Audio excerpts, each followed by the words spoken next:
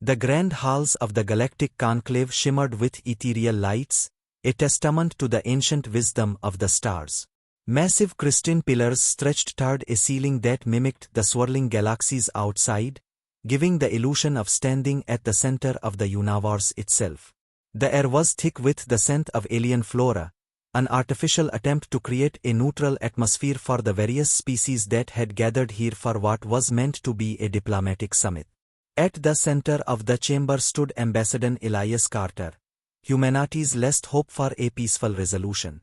He was alone, his government having entrusted him with one final attempt to prevent war. His expression was calm, though a storm brewed behind his eyes. Across from him, seated upon their floating obsidian thrones, were the representatives of the Dominion, an empire of warlords, conquerors, and rulers who had long considered humanity a mere inconvenience. The Supreme Chancellor of the Dominion, a towering being of Kaiti with 4 piercing red eyes, clicked his mandibles together in irritation. His elongated fingers drummed against the armrest of his throne, the sharp, rhythmic sound echoing through the silent hall. The other warlords watched with barely concealed amusement, their varied forms, some reptilian, others covered in thick, armored hide, displaying the confidence of beings who had never been defied. Elias cleared his throat and took a step forward, his voice steady and strong. Supreme Chancellor, members of the Dominion Council, I stand before you not as a supplicant, but as a representative of Earth and its people. We have come to you time and again in peace. We have offered trade, cooperation, and an alliance built on mutual respect.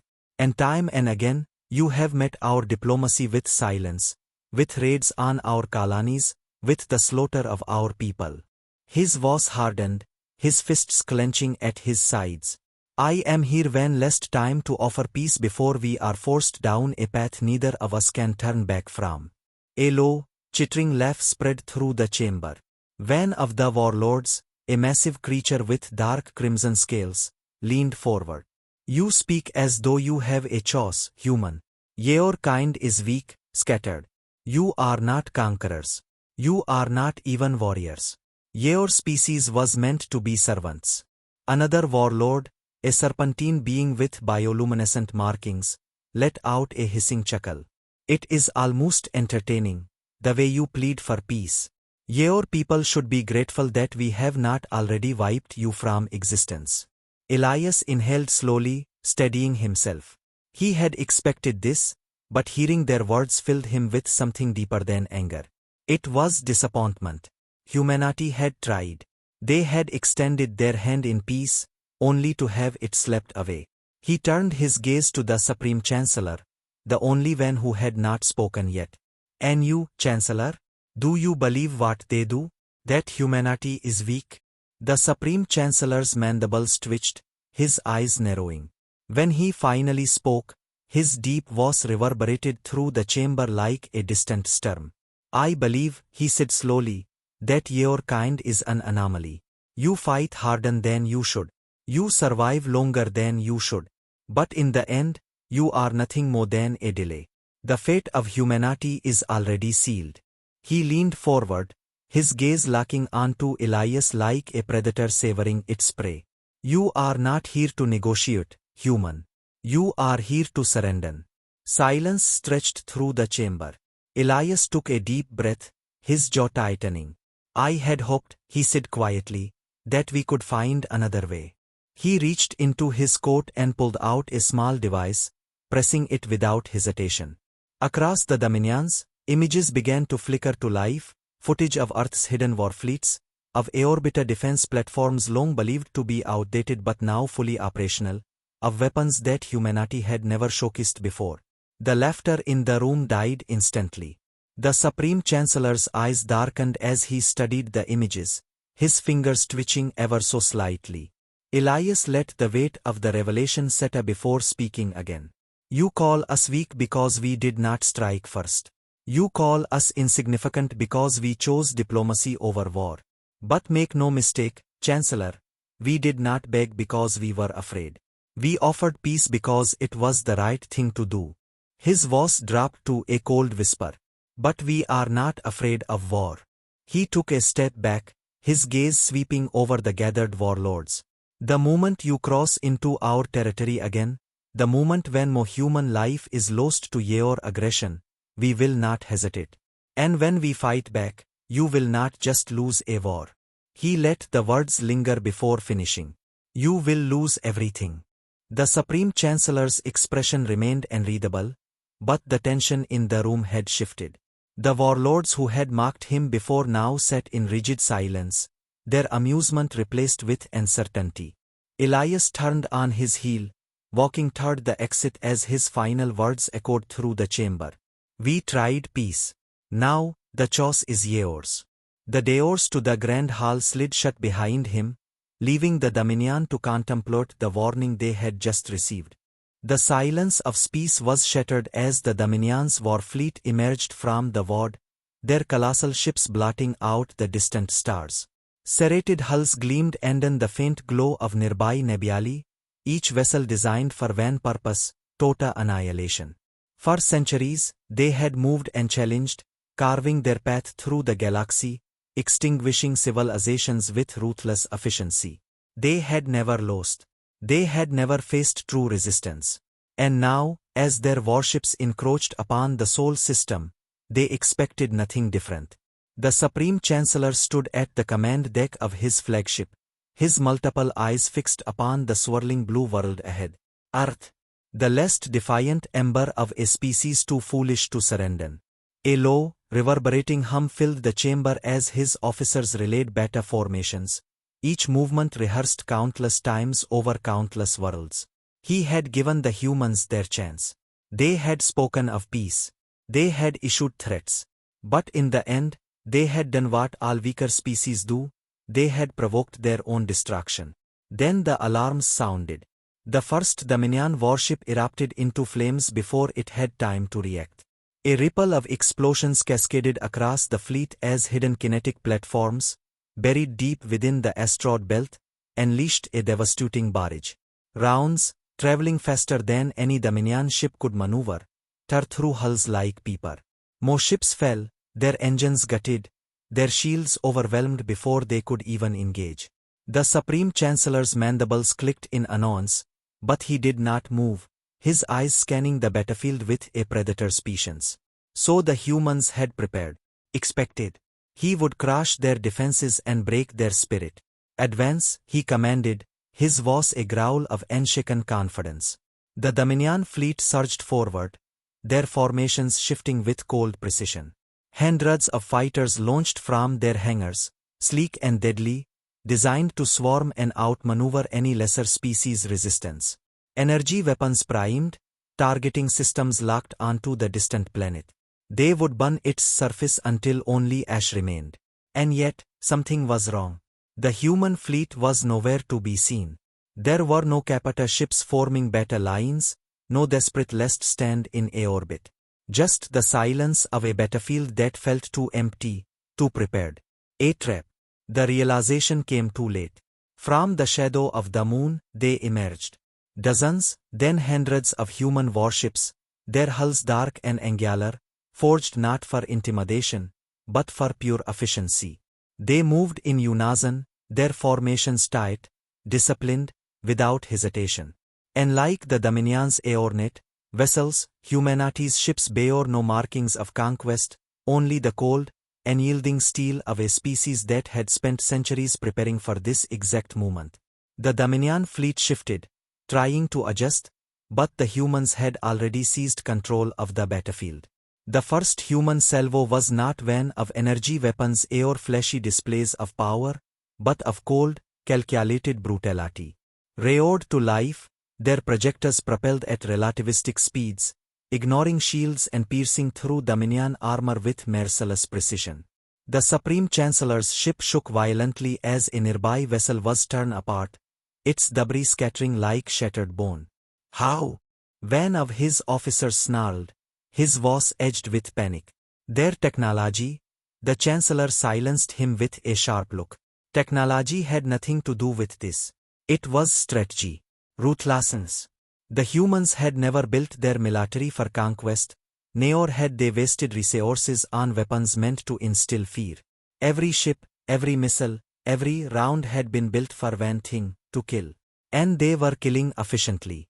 The Dominion warships fired back, their plasma cannons lighting up the darkness, their massive beam weapons carving through space. But the human fleet did not fight like any species they had faced before. They did not charge blindly, nor did they crumble under initial losses. They adapted. They countered. And worse, they pressed forward. The Dominion was used to winning wars in a matter of hours, overwhelming their opponents with superior firepower. But the humans? They were digging in.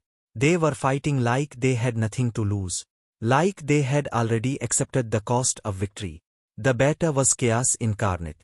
Fighters weaved between Capita ships, dodging debris and missiles, their pilots acting with a level of independence that baffled the Dominion's centralized command structure. Human cruisers performed maneuvers that should have been impossible, their artificial gravity systems allowing them to spin and roll, evading attacks while lining up their next shots with mechanical precision. In the midst of it all, a single transmission broke through the Dominion's encrypted channels. A voice, calm and cold, speaking directly to the Supreme Chancellor. You should have taken the deal. Then the second phase began. Unmanned drones, previously dormant in the asteroid belt, activated en masse. Thousands of them, small and deadly, swarming like hornets, weaving between Dominion ships, attaching themselves to hulls before detonating in perfectly synchronized strikes. The Dominion lines began to break. The Supreme Chancellor could see it now, cracks forming where there had never been cracks before. Panic spreading through his ranks. Officers shouting over one another, demanding new formations, new strategies. It was too late. The humans weren't just winning the battle. They were dismantling the Dominion's entire doctrine of war. For the first time in his life, the Supreme Chancellor felt something unfamiliar claw at the edges of his mind. Doubt. Was it possible? Could the humans truly defeat them? No. Impossible. This was merely a setback. But as he watched yet another Dominion Capita ship rupture from within, its core detonating in a violent cascade of destruction, he knew one thing with certainty. They had underestimated humanity. The wreckage of the Dominion fleet drifted lifelessly in the void, the warships reduced to burning husks. Fires still raged within the shattered hulls, their light flickering dimly against the backdrop of endless space. Debris, both alien and human, floated aimlessly, silent testimonies to the scale of the carnage. The battlefield, which had once been a chaotic maelstrom of gunfire and explosions, was now eerily quiet. And yet, the war was not over. It had only just begun. Aboard the human flagship Indomitable, Admiral Sarah Kincaid stood rigidly at the command deck, her eyes fixed on the displays before her. The battle had been brutal, but decisive. Dominion forces had been shattered, their fleet in full retreat. Yet there was no celebration among the crew. No cheers. Only grim determination. Because they all knew the truth. This was merely the first blow. The Dominion would return. And next time, they would come with the full might of their empire. Status report, Kincaid ordered, her voice steady despite the weight of what lay ahead. Casualties are high, one of her officers responded, his face drawn with exhaustion. Several ships sustained heavy damage, but we're still operational. Enemy fleet is retreating toward the outer rim. We estimate they'll regroup within the next solar cycle.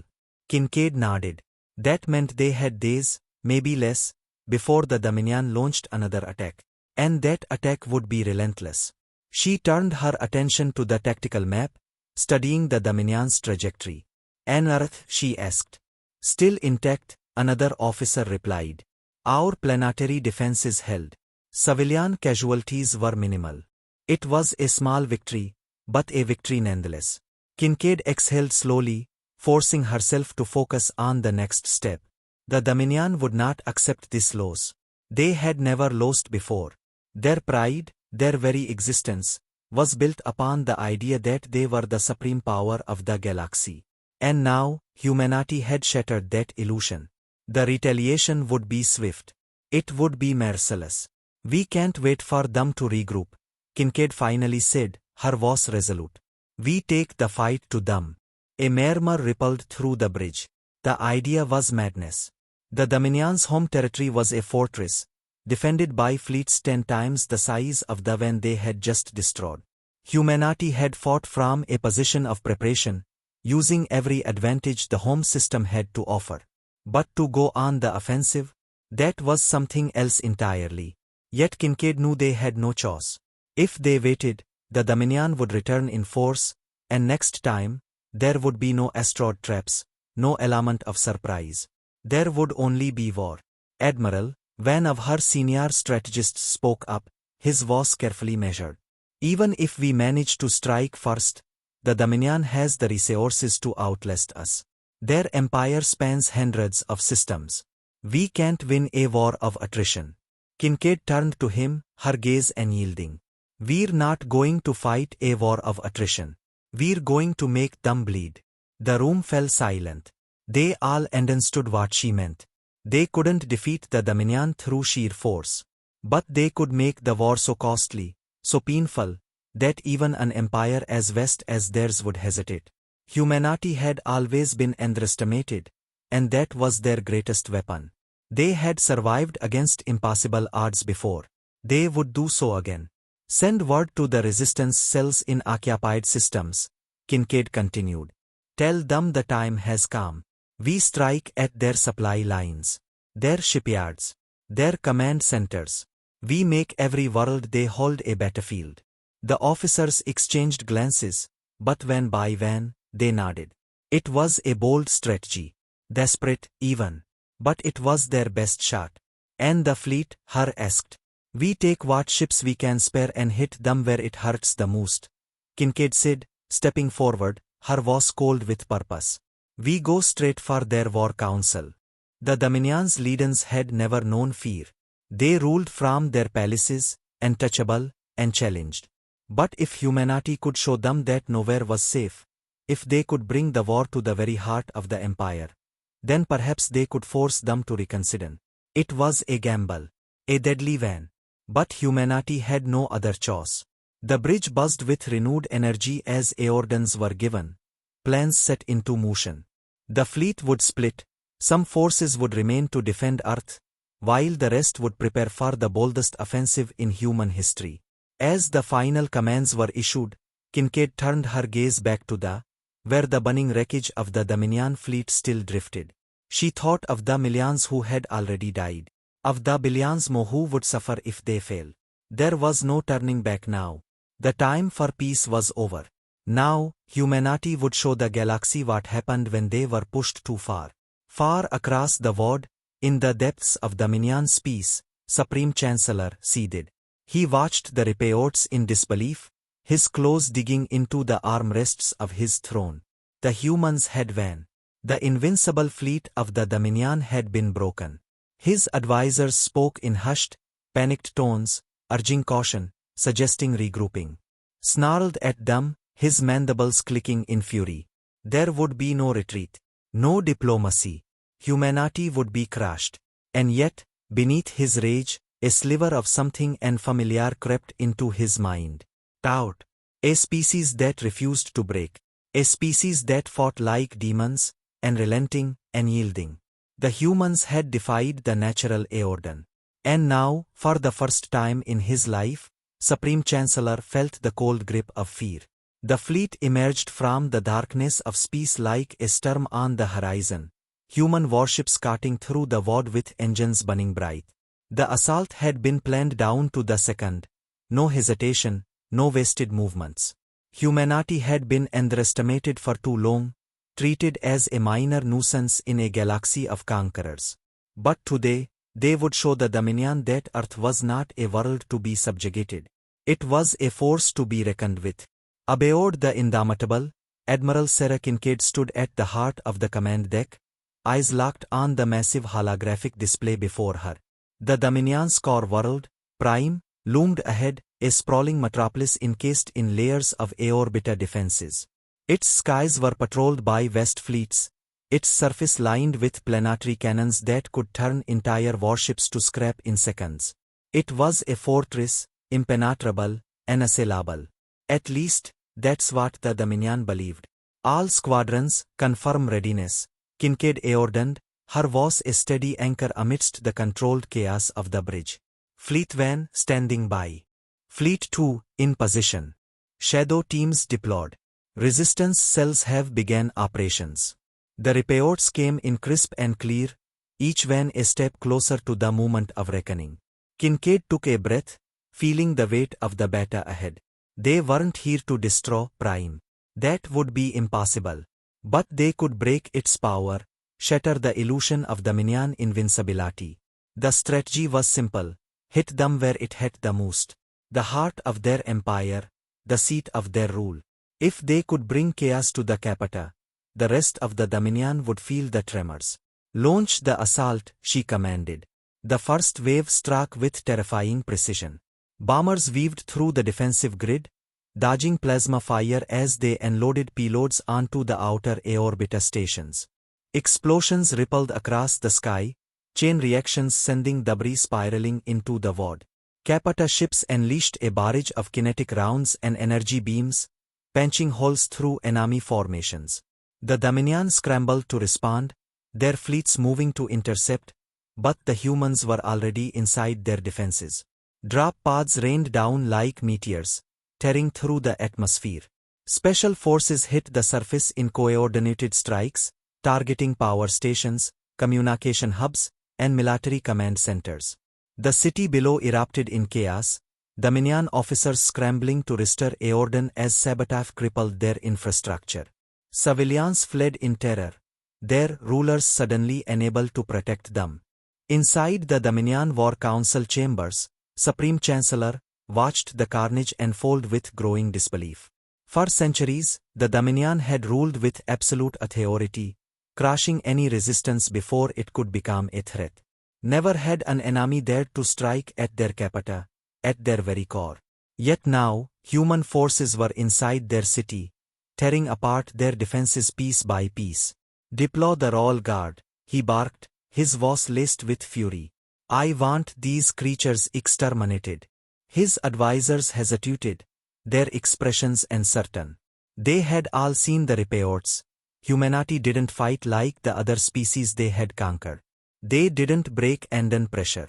They didn't surrender when outnumbered. They fought with a desperation that made them terrifying. And worst of all, they were winning. Back on the battlefield, Kincaid's forces pushed deeper into Dominion territory. The resistance fighters embedded within the city rose up, armed with weapons supplied in secret by human operatives. Street by street, the Dominion lost control. Their soldiers, once feared throughout the galaxy, found themselves on the defensive, outmaneuvered by an enemy they had dismissed as primitive. And then came the final blow. From orbit, the Indomitable unleashed its primary weapon, a focused energy strike that lanced through the sky, tearing into the Dominion's central command tower. The blast rippled through the structure, sending shockwaves across the city. The power grid failed. Communications collapsed. The War Council chamber itself trembled as the walls cracked and the ceiling caved in.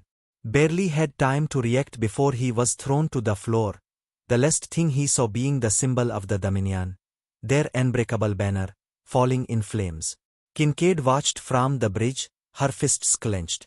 "They'll remember this day," she murmured. "They'll remember what happens when you push humanity too far." The fleet began its withdrawal, their mission accomplished. They had not come to conquer. They had come to send a message. The Dominion was not invincible. Their time of unquestioned dominance was over. And humanity had just begun its rise.